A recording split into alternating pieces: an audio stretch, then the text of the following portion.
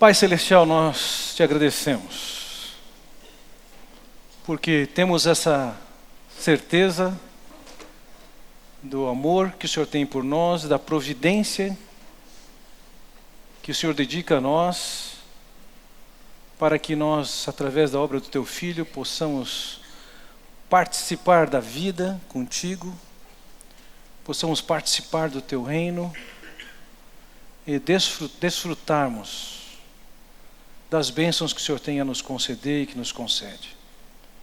Louvado seja o Teu nome, Senhor, e que nesse tempo que temos aqui, refletindo na Tua palavra, que possamos estar com os corações abertos e sensíveis para aquilo que o Senhor tem a nos comunicar. Eu oro, Pai, no nome do Senhor Jesus. Amém. Receber uma mensagem ou uma carta já foi mais excitante do que é hoje.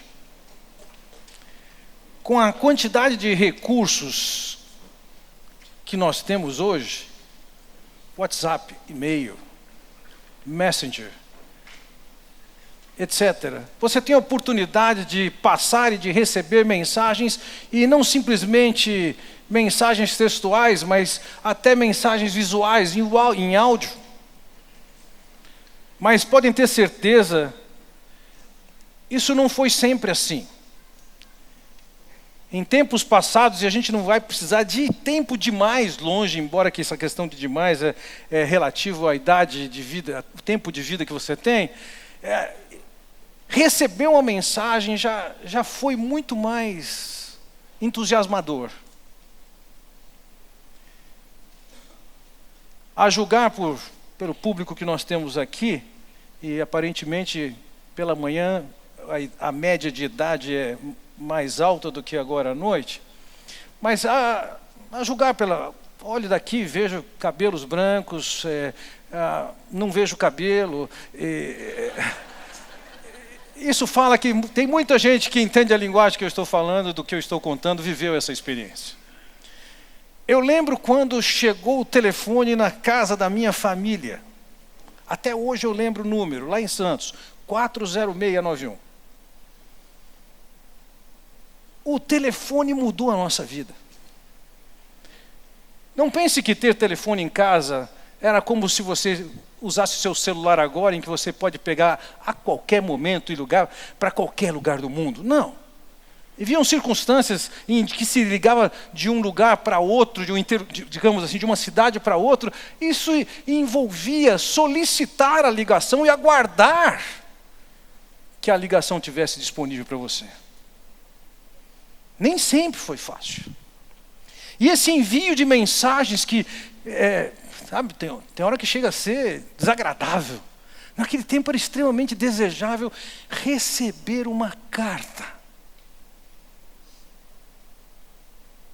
Uma carta tinha algum significado mesmo, porque não era tão simples mandar e tão rápido. É possível que quando as notícias chegassem, elas já estivessem desatualizadas. Eu nasci na cidade de Santos, meu pai era um marítimo. Como nós estamos no interior, cabe aqui definir bem, o que é um marítimo? Marítimo é aquele indivíduo que trabalha num navio comercial. É diferente do marinheiro que trabalha na marinha de guerra. Ele trabalha na marinha mercante. E fazia parte da vida do meu pai viajar, e por semanas nós não tínhamos notícias. Isso se agravava ainda quando tinha algum evento especial. Eu me lembro, certa ocasião, meu pai trabalhava numa empresa do governo brasileiro, chamada Lloyd Brasileiro, e essa deixou de pagar algumas responsabilidades, cumprir com algumas responsabilidades financeiras, e no exterior o navio em que ele estava foi arrestado. Consequentemente, navio e tripulação praticamente presos. E aí chega uma carta vinda da Europa. Quanto tempo depois? Dando notícias da pessoa. A carta, ela era mais significativa do que as mensagens que nós temos hoje. ela trazia informações, ainda que pudessem estar desatualizadas, ela esclarecia acerca de certas situações, enfim, ela dava notícias dos queridos que nós ansiávamos ter por perto e que não tínhamos.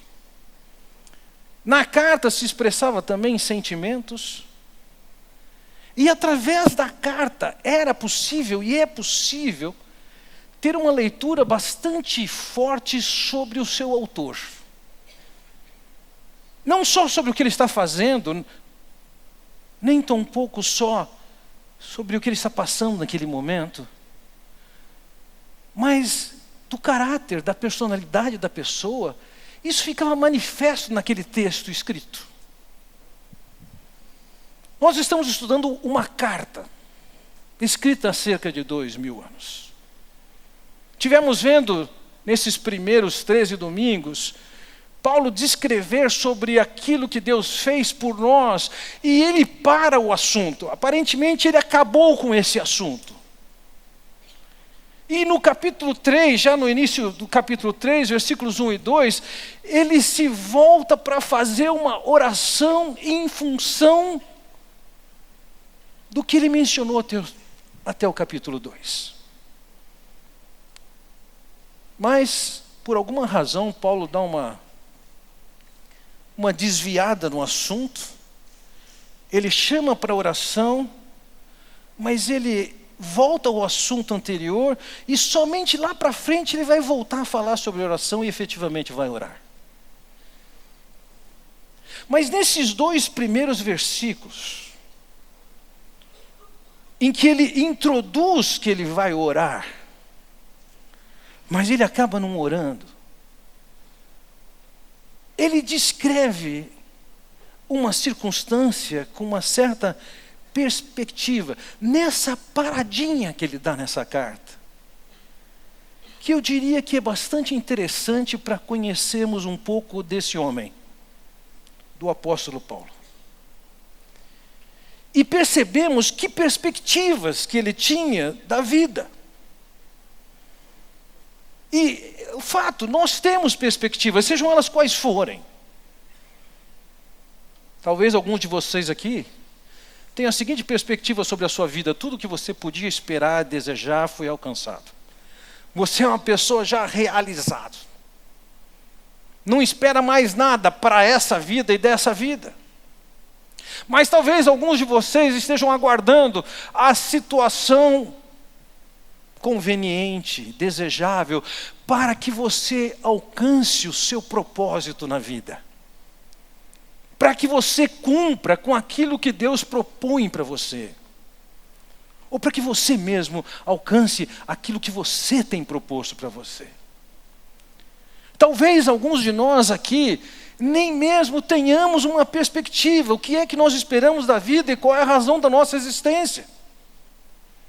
O fato é que quando nós olhamos para a vida do apóstolo Paulo, percebemos essas perspectivas que ele tinha da vida. E quando nós olhamos para as perspectivas que ele tinha da vida, nós percebemos que essas perspectivas, elas ainda são inspiradoras para nós hoje. E se nós entendemos e abraçamos essa perspectiva que Paulo tinha, meus irmãos, eu diria que nós podemos desfrutar do melhor que Deus tem para nós ainda nessa vida, com implicações pela eternidade. Então a minha expectativa com vocês nessa noite é justamente olharmos para as perspectivas que o apóstolo tinha. Qual a importância disso? Foi o Senhor Jesus Cristo quem disse: são os olhos a lâmpada do corpo. Se os teus olhos forem bons, todo o teu corpo será luminoso. Para mim é bem evidente, a partir do ambiente onde está essa passagem, do contexto, nós percebemos ali que o assunto é: qual é o seu foco? Onde estão os seus olhos? Porque onde estão os seus olhos, seu coração vai junto. Então, a perspectiva que você tem, a qualidade da perspectiva que você tem, ela vai levar você numa direção ou noutra. Como ele diz, se os teus olhos forem bons, eu diria, se o foco da tua vida é bom, todo o teu corpo, todo o teu ser, toda a tua vida vai sofrer as implicações disso. E o inverso também é verdadeiro. Se as nossas perspectivas são perspectivas equivocadas, distorcidas e longe daquilo que é da vontade de Deus, ou seja, se os teus olhos forem maus, o teu corpo vai estar em trevas. No contexto do Oriente Médio Antigo, estar em luz e em trevas significava estar andando conforme a orientação de Deus, com a revelação de Deus, ou estar andando no escuro, sem nenhuma orientação, sem nenhuma direção. Então eu quero que você atente nessa noite para as perspectivas que eu percebo que Paulo tem aqui nessa carta, porque se você assimilar, comprar, aplicar aos seus olhos, ao seu coração, essa perspectiva, você só tem a ganhar. Então quais são elas? A primeira perspectiva, então, para a qual eu chamo a sua atenção, é uma perspectiva acerca da obra de Deus. Veja como ele começa o texto. Por essa razão, ou em outras traduções ele diz, por esta causa. Ou em outra, quando ele diz, quando eu penso em tudo isto. Ele está pensando aqui, ao escrever esse início do capítulo 3, naquilo que ele escreveu nos capítulos 1 e 2. Então tudo aquilo que ele desenvolveu nos capítulos 1 e 2, são um motivo de aqui no capítulo 3, ele ameaçar que vai começar uma oração já no versículo 1, coisa que ele vai fazer somente lá para frente. Mas o que é que ele tem olhado? Vamos lembrar um pouquinho, nós temos visto já isso ao longo desses últimos 13 domingos. Lembrem, no capítulo 2, versículos 1 a 3, Paulo diz, vocês estavam mortos. Vocês eram cúmplices do demônio. Vocês viviam alinhados e sintonizados com esse mundo satânico.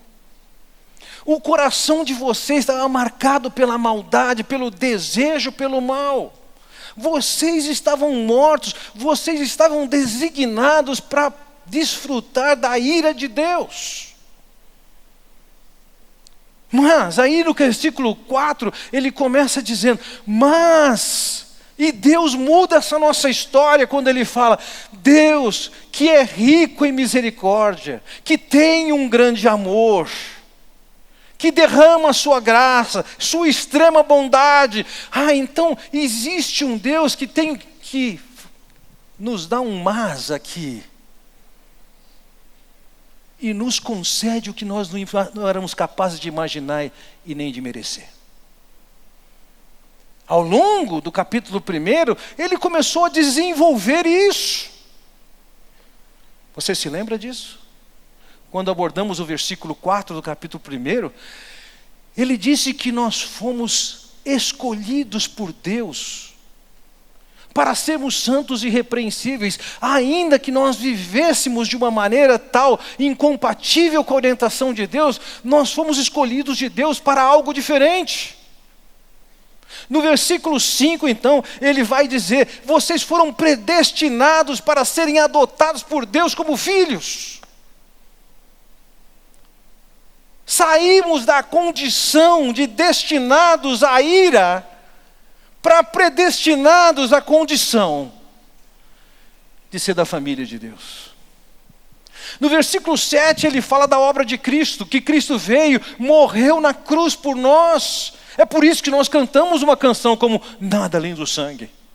Deus providenciou a redenção, os nossos pecados foram tirados, nossa culpa foi levada, agora nós temos acesso a Deus.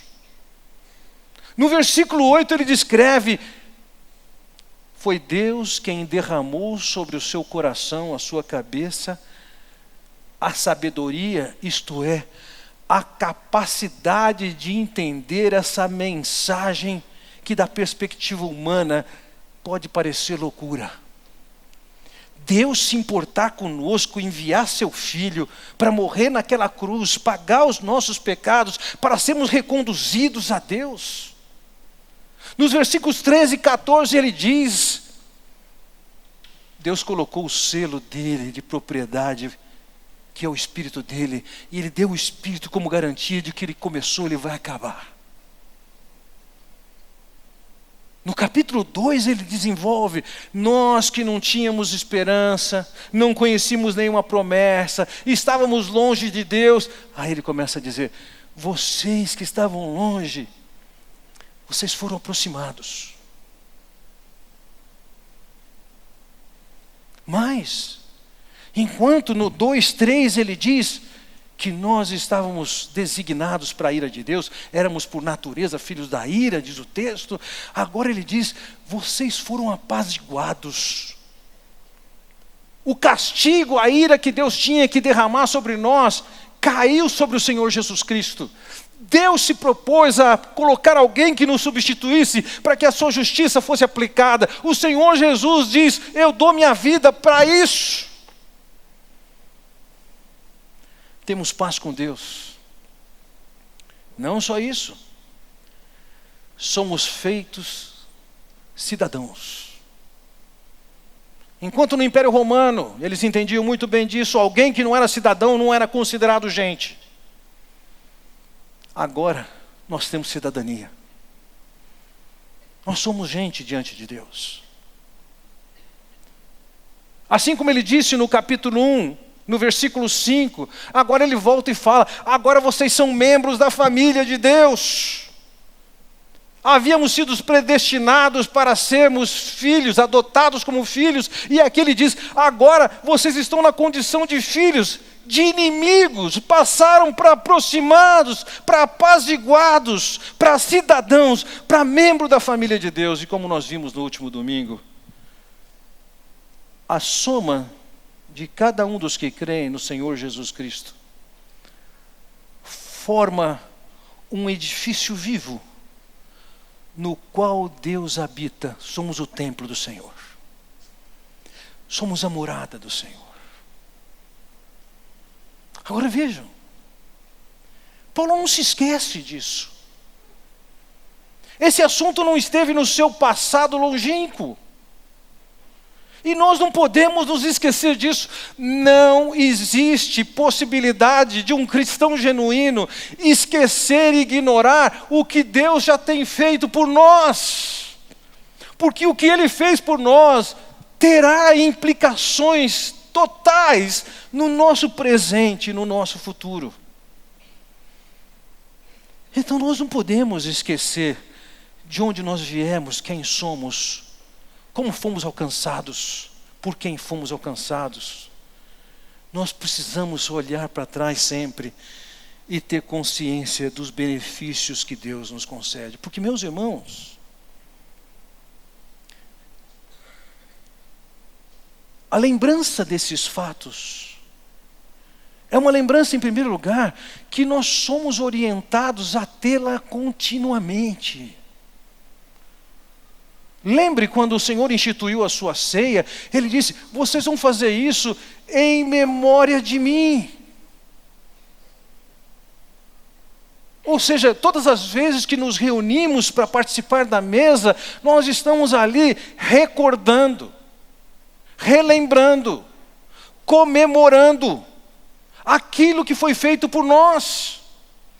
E se nessa vida nós temos a tarefa de, por exemplo, através da ceia, relembrarmos e comemorarmos pela obra de Cristo, vamos entender que nós vamos passar pela eternidade, e na eternidade nós não vamos perder a perspectiva. O livro de Apocalipse, cujo nome significa basicamente revelação, eu gosto de olhar para o livro como sendo duas cortinas ou véus que abriram uma frestinha e a gente pode olhar para dentro da eternidade e enxergar o que acontece lá. Numa das partes do livro, nós podemos encontrar isso em mais partes do livro, nós encontramos através desses véus abertos, essa revelação. O quê? Olhem, e entoavam um novo cântico dizendo: digno és de tomar o livro e de abrir-lhe os selos, porque foste morto e com o teu sangue compraste para Deus os que procedem de toda tribo, língua, povo e nação. E para o nosso Deus os constituíste reino e sacerdotes, e reinarão sobre a terra. Saímos dessa dimensão, entraremos na dimensão eterna, e naquele ambiente nós estaremos olhando para aquilo que foi feito, o que Cristo fez.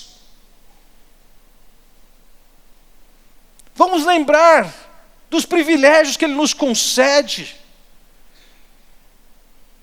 O apóstolo Paulo, ele tinha isso bem presente. Aliás, isso era tão presente na sua vida, que ele tinha bem consciência, e isso implicava na sua vida e no que estava acontecendo com ele naqueles dias. O que é que estava acontecendo com ele? Eu quero colocar aqui o gancho e trazer minha segunda consideração, a segunda perspectiva que ele tinha. Além de uma perspectiva muito saudável do que Deus tinha feito até então, ele tinha uma perspectiva que era inspiradora acerca da soberania de Deus. Veja, por essa razão, eu, Paulo, prisioneiro de Cristo Jesus, por amor de vocês, gentios. Vamos lembrar aqui, Paulo estava preso. A circunstância em que ele escreve essa carta é que ele estava preso. E por que ele estava preso?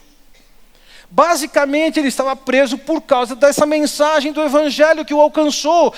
Por essa razão que ele vai escrever ali no capítulo 3, versículo 1. Por essa razão eu vivo alguma realidade nova na minha vida. Qual é isso?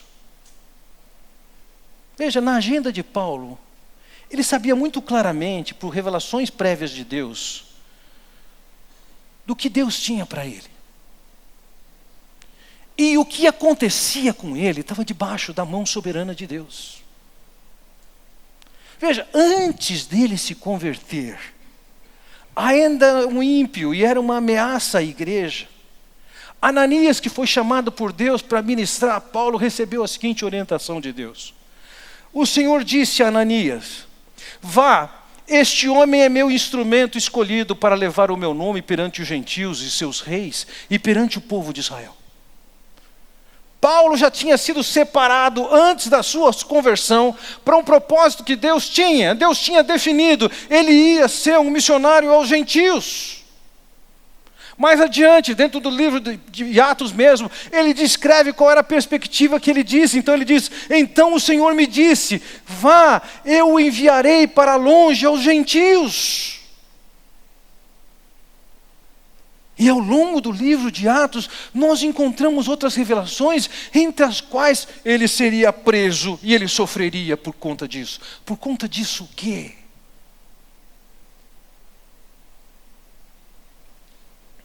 Veja, voltamos em Efésios 3:1, lemos que, por essa razão, eu, Paulo, prisioneiro de Cristo Jesus. Por que ele estava preso? Ele poderia fazer uma consideração acerca da sua prisão em função da reação dos judeus e o que eles estavam provocando. Porque os judeus estavam querendo matá-lo, é que ele acabou sendo preso em Cesareia, onde ele ficou na cadeia por 2 anos. E quando Cesareia não era suficiente para libertá-lo com justiça, ele apela para César, um direito que ele tinha como cidadão romano, e ele vai para Roma, onde ele vai ser julgado, e lá ele fica por mais 2 anos. Será que você consegue imaginar o que significa uma pessoa por 4 anos na prisão? É da prisão em Roma que ele escreve, dizendo: eu sou prisioneiro do Senhor. Ele podia dizer, eu sou prisioneiro por causa do que os judeus fizeram contra mim. Ele poderia dizer, eu sou prisioneiro por causa do que os romanos têm feito contra mim. A visão dele é que Deus é soberano sobre aquilo que nós vivemos e passamos. E por ser soberano, ele reconhecia que o Deus que está acima de todos e todos é o Deus que o mantinha naquela prisão, porque ele tinha algum propósito. Como é que a gente pode considerar isso? Vejam, eu acredito que muitos de nós poderíamos estar naquele lugar de Paulo, naqueles 4 anos de prisão ali, escrevendo uma carta, solicitando aos irmãos a misericórdia, pedir para ser liberto, reclamando e murmurando de quanto ele estava sofrendo naquelas condições. Não.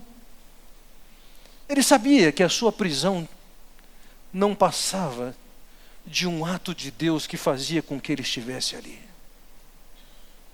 Deus tinha um propósito para ele ali. E porque tinha esse propósito, era Deus quem o mantinha preso. E se ele fosse solto, era Deus quem o soltaria. E você percebe que isso é tônica do apóstolo Paulo a todo tempo. Veja, em Filemão, capítulo 1, ele escreve, Paulo, o prisioneiro de Cristo Jesus. A Timóteo ele escreve, sou prisioneiro dele, mas suporte comigo os sofrimentos pelo Evangelho. Ainda na carta aos Efésios, mais adiante, no capítulo 6, versículo 20, ele diz, pelo qual sou embaixador em cadeias.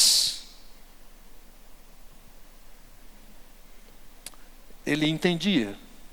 Ele olhava para a sua situação, não com lamento, não com murmuração, não com reclamação. Ele olhava para aquela circunstância e entendia. A mão do soberano Deus me colocou aqui. Olhando depois dos fatos que teriam acontecido, fica relativamente fácil entender por quê.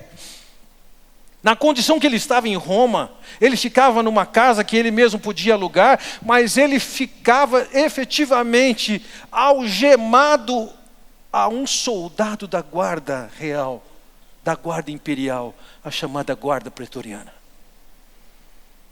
Então, os soldados se revezavam e Paulo continuava lá, sempre tendo ele um soldado de plantão algemado a ele. E é isso que a gente pode chamar de audiência cativa. Ele tinha uma audiência cativa. Aquela guarda tão importante, que afetava os círculos do poder, que era responsável por todo o transporte de correspondência do império, é que estava atrelada a ele para ouvir essa mensagem. E Paulo entende, eu estou aqui porque eu sou um embaixador.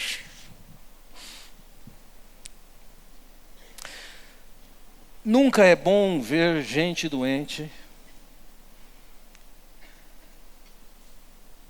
E o hospital não é alguma coisa muito desejável. Nas ocasiões em que eu vou a um hospital para visitar alguém que está doente, eu tenho expectativas de encontrar alguém que está sofrendo, compartilhar um pouco da graça de Deus, da vontade de Deus, orar com a pessoa, e a maior parte das vezes é tudo que a gente pode ter ali. Mas eventualmente, em hospitais, eu percebo uma maneira diferenciada com que enfermeiras, enfermeiros e médicos tratam aquele paciente. Eu, quando digo diferenciada, eu acho cuidadosa e carinhosa demais. Isso não é padrão na cultura brasileira. Na cultura brasileira, nós destratamos mesmo as pessoas que estão trabalhando para nós. Isso é de uma forma geral, até aqui na igreja. Algumas vezes, ouço notícias, alguém no estacionamento foi destratado. Notícia de professor de escola bíblica que está cuidando da criança de você e ser destratado. Isso não pode ser assim. E não poucas vezes, já ouvi falar de hospitais em que pais tratam mal enfermeiras, enfermeiros, médicos. No mínimo isso para mim é um ato burro. Porque aqueles são os profissionais que vão cuidar do seu filho e da sua filha. Mas fora isso, voltando ao assunto, algumas vezes eu encontro em hospitais uma expressão de carinho e de cuidado fora do padrão pelos pacientes. E não fica difícil descobrir por quê. A razão é porque os pacientes, os enfermos que estão naquele hospital, entendem também que eles estão ali como mensageiros do Senhor, como missionários do Senhor, para ministrar àqueles profissionais, para ministrar aos demais pacientes. Deixam de ser somente enfermos, em sofrimento, se lamentando, se lamuriando, e passam a ter uma ação de cuidado, de amor com as demais pessoas. Eu percebo nitidamente isso. Depois de alguma experiência, eu já percebi. Quando a equipe trata de uma maneira muito diferente, é porque o paciente e os seus parentes entendem que eles estão lá por uma razão maior do que a enfermidade. Eles são os pacientes do Senhor. Como Paulo era o prisioneiro do Senhor. Veja, hoje, na realidade que nós estamos vivendo, nós não estamos vivendo a realidade de sermos presos. Mas estamos vivendo uma série de experiências que não nos são agradáveis. Alguns de vocês aqui perderam seus empregos. Além das incertezas sobre os recursos necessários. O fato de não realizarem, não produzirem, eu diria, extremamente desgastante. Alguns de vocês passam por enfermidades. Alguns de vocês têm vivido tensões financeiras como não viveram em outras épocas. Nós precisamos de aprender com Paulo. Para de reclamar. Para de reclamar. Para de murmurar. Aprenda a olhar com Paulo e entender que a circunstância em que você está é a circunstância que Deus está permitindo, está fazendo com que você esteja. Você não é simplesmente um desempregado da situação brasileira, ainda que seja verdade. Mas é que o soberano Deus tem um propósito nisso. O soberano Deus tem um propósito de deixar você enfermo. E você precisa aprender como Paulo. Assim como Paulo olhava para o passado, para a sua vida, e enxergava o que Deus tinha feito, ele também está enxergando o presente. E ele diz, eu sou um prisioneiro do Senhor. Tem agentes humanos? Tem agentes humanos. Tem elementos naturais? Tem elementos naturais. Mas você não vê o apóstolo Paulo reclamando e chorando e lamentando.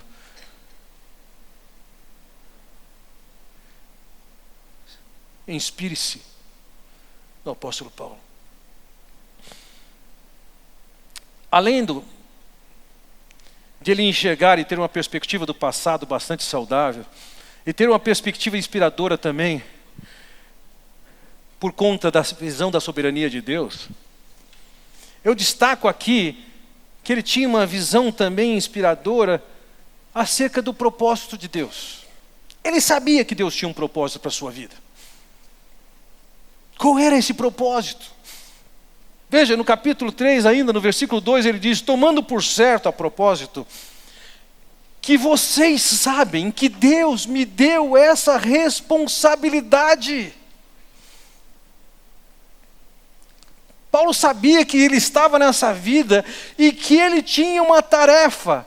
Deus deu para ele uma responsabilidade. Como vimos ainda há pouco, daquilo que ele escreve no capítulo 6, versículo 20, ele era embaixador nas cadeias.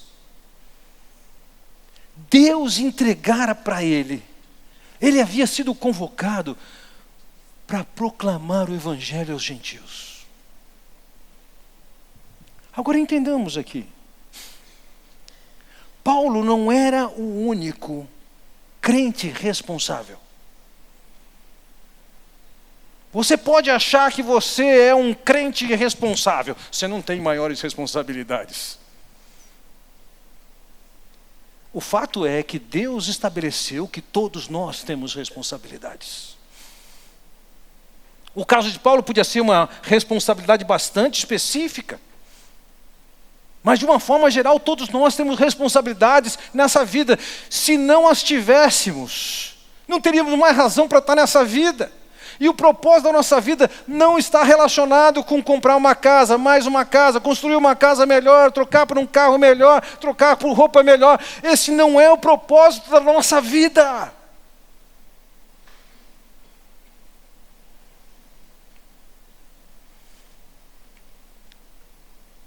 Quando a igreja foi perseguida, o que é descrito em Atos capítulo 8, no versículo 4 nós vemos a igreja perseguida, fugindo, cumprindo com aquilo que ela sabia que era o seu propósito. Em Atos capítulo 8, versículo 4 diz: os que haviam sido dispersos pregavam a palavra por onde quer que fossem. A igreja sabia que tinha essa função de levar a mensagem. Quando nós voltamos nas palavras iniciais do Senhor Jesus, onde Ele diz: vocês são o sal da terra, vocês são a luz do mundo. Hoje em dia, nós usamos o sal para temperar nossa comida, mas ele já teve outros usos, como por exemplo, em décadas atrás e séculos atrás, para conservação de alimento. Mas no Oriente Médio antigo, o principal uso do sal era para uma forma de hidratação. Os pastores que trabalhavam no campo seco, usavam de uma pedrinha de sal para colocar nas suas bocas, e dessa maneira, através do sal no seu organismo, eles preservavam mais o sal no seu corpo, a água no seu corpo, e mais ainda, com isso eles sentiam sede. Porque num ambiente tão quente e seco, era fácil a pessoa entrar num processo de desidratação sem se aperceber disso. Chupando aquela pedrinha de sal que não era tão puro quanto o que nós temos, eles sentiam necessidade de beber. E eles bebiam. Quando o Senhor diz que vocês são o sal da terra, a mensagem é: vocês têm a responsabilidade com as suas vidas, com as suas palavras, de causar no mundo lá fora o desejo por conhecer a mensagem e esse Deus que você conhece. Vocês são a luz do mundo, depois de dar vontade nas pessoas de conhecerem a vida com Deus. Vocês têm a responsabilidade de mostrar, de iluminar a mensagem, de conduzir a pessoa no caminho até Cristo. Não existe crente irresponsável. Todos nós fomos feitos responsáveis. Conforme vimos no capítulo 1, versículo 7, nós fomos predestinados para a adoção de filhos. E lembramos disso. Alguém que era adotado como um pai naquele ambiente do Império Romano Antigo, significava que estava debaixo do pátria potestas do seu pai, da autoridade do seu pai. E na condição de membros dessa família, não só desfrutamos da comunhão com o Pai, mas também agora nós temos responsabilidades. Lembra? A consciência de que Deus é soberano, o segundo ponto, a consciência do que Deus fez no passado, nos leva a quê? Paulo diz sobre isso em 2 Coríntios capítulo 5, versículo 14 em diante. O amor de Cristo nos constrange, julgando nós isto: Um morreu por todos, logo todos morreram. A consciência do que Deus fez por nós, o primeiro ponto dessa mensagem, nos leva a sentirmos-nos constrangidos pelaquilo que Deus fez por nós. E aí veja o que ele diz a seguir: ele morreu por todos para que os que vivem não vivam mais para si mesmos, mas para aquele que por eles morreu e ressuscitou. Você viu? Não vivam mais para si mesmos. Uma vez que nós fomos abençoados e resgatados por Deus, o propósito da nossa vida agora é maior. Não é somente eu, não é o carro, não é a casa, não é a minha diversão, não é a conta do banco, não. A razão da nossa vida é maior do que isso. A razão agora é viver para aquele que nos resgatou, aquele que morreu e ressuscitou por nós. Nós somos feitos responsáveis.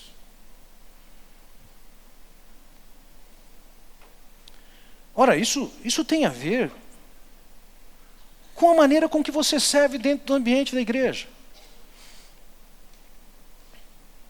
Por que você acha que aqueles professores estão ensinando aquelas crianças lá nas classes, lá embaixo? Algumas dezenas de pessoas ensinando as crianças, alguns dos quais seus filhos. Não é para deixar você à vontade aqui, para ouvir o que eu estou falando aqui. Eles estão lá porque eles entendem que eles têm o papel de passar essa mensagem. Algumas vezes eu aprecio chegar após o culto nessa cantina e ver as pessoas trabalhando lá de chapéu, chapa quente, ou lugar desagradável para estar. E me alegro de saber que a maior parte das pessoas que está ali é constituída de empresários que não só estão trabalhando, como deram a comida que está sendo vendida para aplicar em missões. Por que essas pessoas fazem isso? Elas não têm o que fazer? Não, elas estão fazendo porque elas sabem que elas são responsáveis. Por que várias das pessoas que estão trabalhando no estacionamento, estão trabalhando no estacionamento?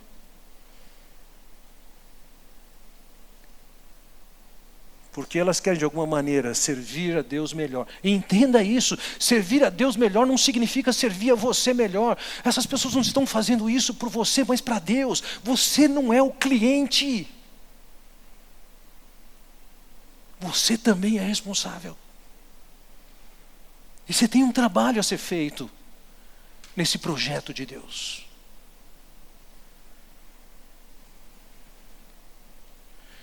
Você tem responsabilidades lá fora de anunciar a mensagem do Evangelho às pessoas que estão perto de você.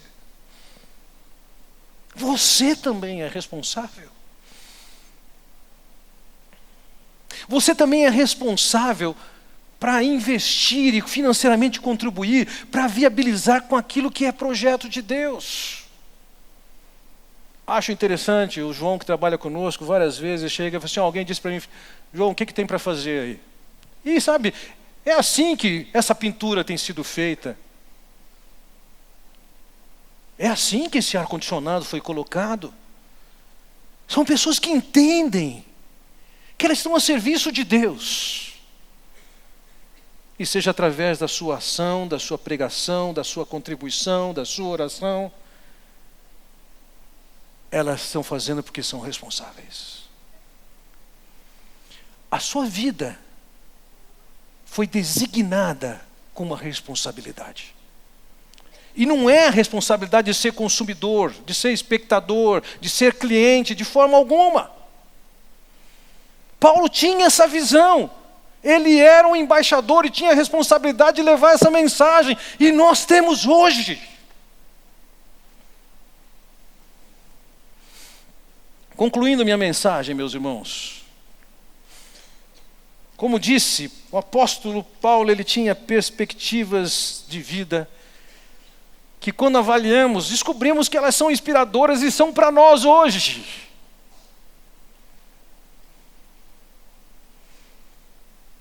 você precisa ter bem diante dos seus olhos, em primeiro lugar, a primeira perspectiva, ter a lembrança de que você foi alcançado por Deus, pela bondade, pela misericórdia, pela graça, pelo amor de Deus.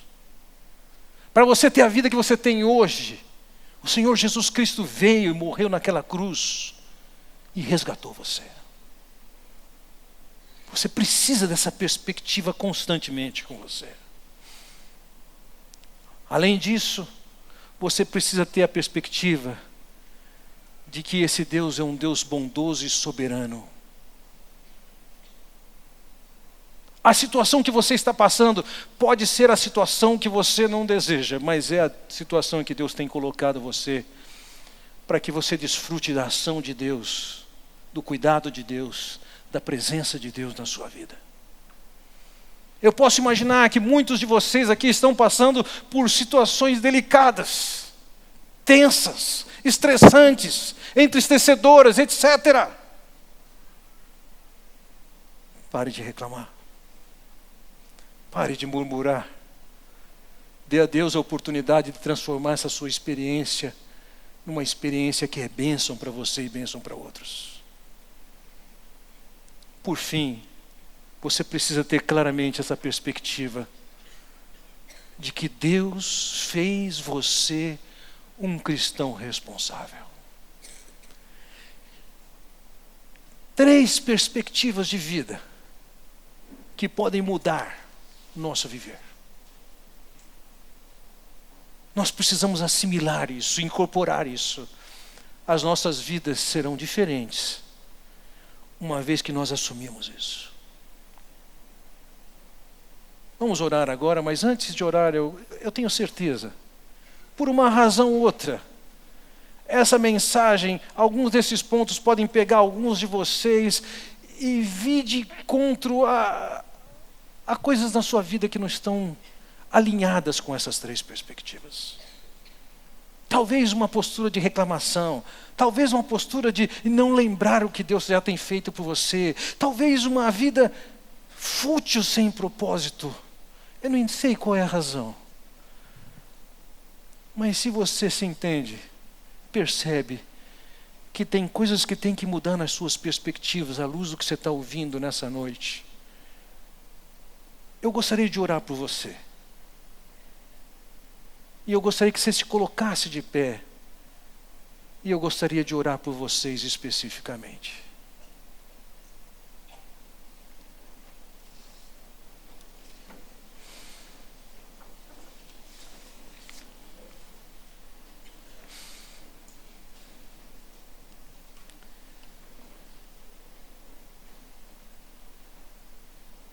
Pai Celestial, o Senhor conhece o momento de cada um desses meus irmãos aqui.